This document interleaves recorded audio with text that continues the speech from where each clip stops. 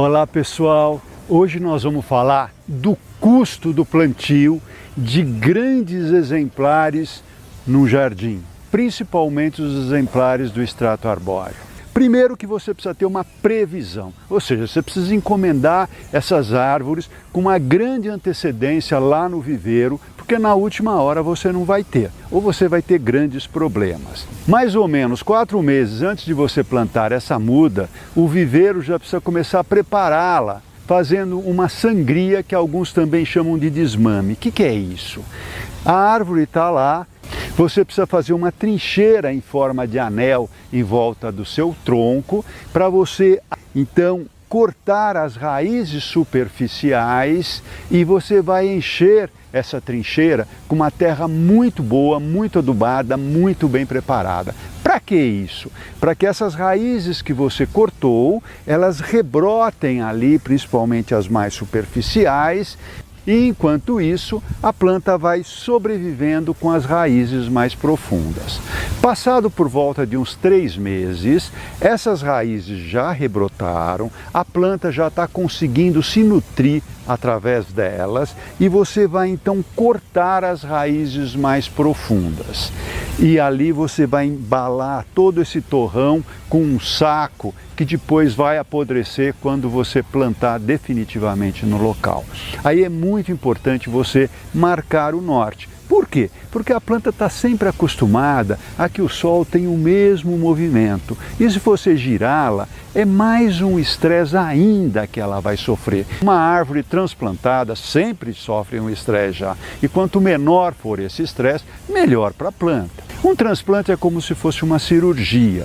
Após essa cirurgia, quanto melhor você for tratado, quanto mais equipamentos você tiver, melhor será a sua recuperação. Com a planta é a mesma coisa.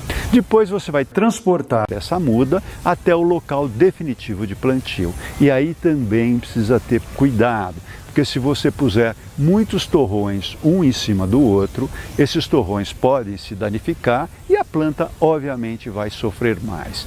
Quanto menos árvores você colocar na carreta, muito melhor, mas também muito mais caro.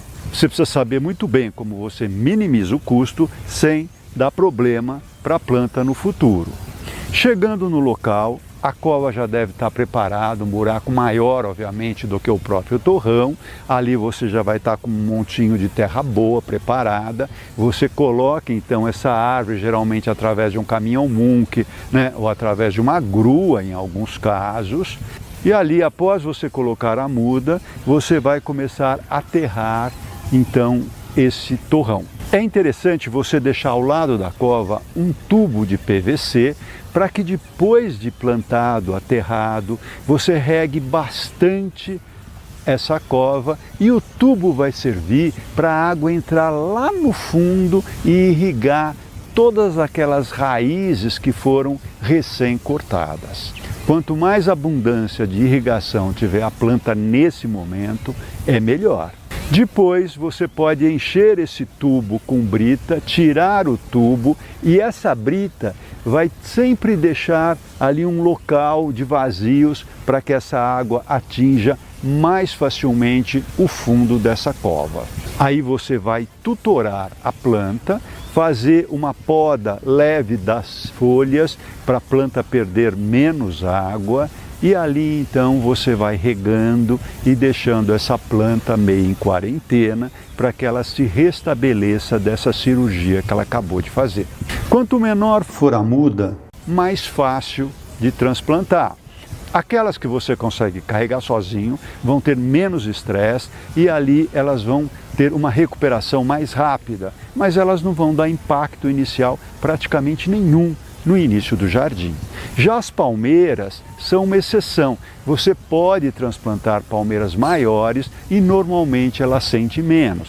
Até porque suas raízes em cabeleira, que não são tão grandes, façam com que elas sejam menos danificadas e tenham um estresse menor após o transplante.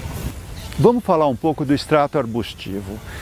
Os arbustos maiores vão sofrer um pouco mais do que os arbustos menores. E de preferência eles devem vir já enraizados nos saquinhos, ou então em saco plásticos ou em latas, para também eles sofrerem menos aí nesse transplante. Geralmente os arbustos menores é mais fácil você retirar dessa embalagem e já então ir transplantando num terreno bastante afofado. Depois você vai plantar as forrações não pisoteáveis, que alguns chamam de caixaria, que normalmente são saquinhos que vêm em caixinhas e você ali vai então distribuir.